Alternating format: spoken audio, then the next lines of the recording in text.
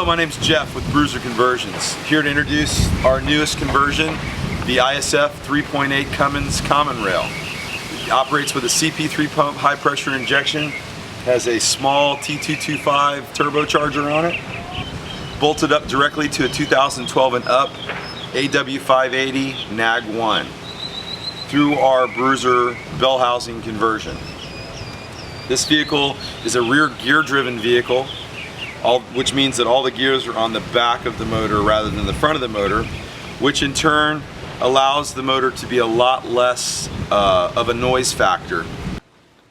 This engine produces 170 horsepower at 2,600 RPMs, but the beautiful part about it is with the smaller turbocharger on it, it creates 470 foot-pounds of torque at 1,350 RPMs. If you do the math correctly on the gear ratio and the tire size, you can operate the vehicle at 75 miles an hour down the interstate at about 1,400 RPMs, which is equivalent to using a very small amount of fuel in order to operate the vehicle at highway speeds. The other really nice thing about the smaller turbocharger or the smaller exhaust housing on the turbocharger is that boost is right now. So in an off-road situation, when you're climbing rocks or anything of that nature where you require a lot of bottom end power, the power is right there, right off idle. This engine is a 2013 application, and they are available in a 2014 application. This also is the engine that they are going to be utilizing in the 2015 Nissan Frontier, the 4-cylinder application. It's the same platform. This is the 3.8, and the platform that they're utilizing in the Nissan Frontier is a 2.8. Obvious reasons that Bruiser opted for the larger cubic inch.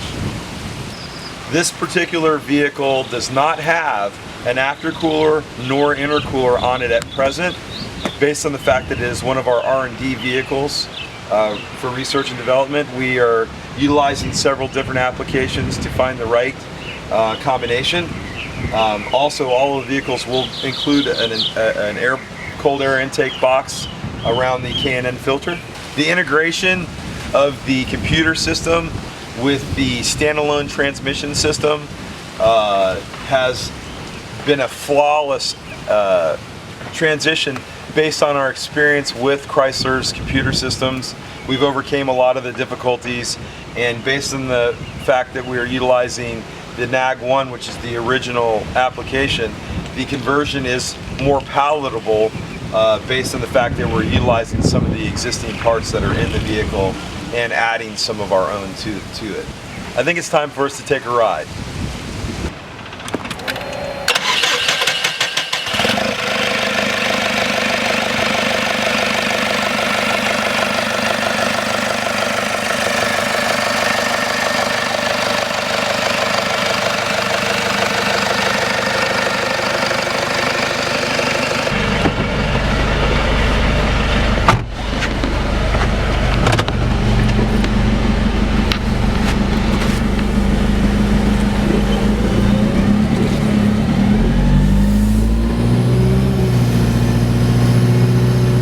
As you can tell, the engine is very quiet inside the cab of the truck.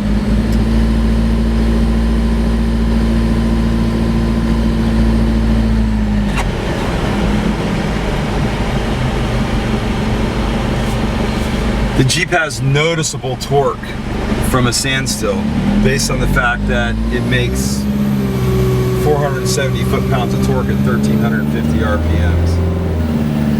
But the nice thing is it's just very, very quiet.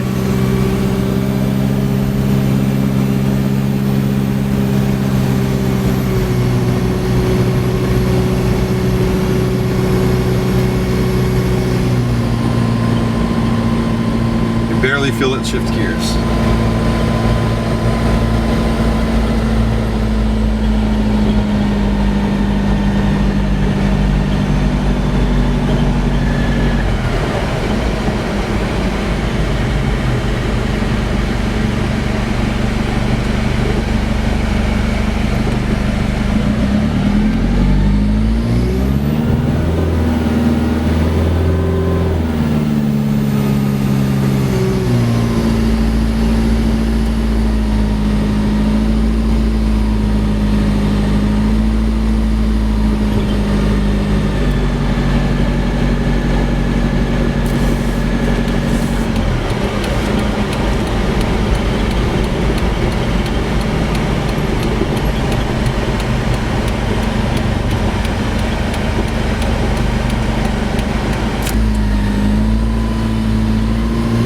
want to take a look at the dash, you'll notice that there's no lights on the dash, with the exception of the tire pressure lights, because we've got the tires aired down from being in Moab.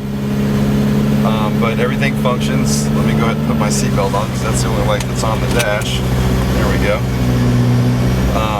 But all operations still function as they're supposed to. The AC is blowing cold.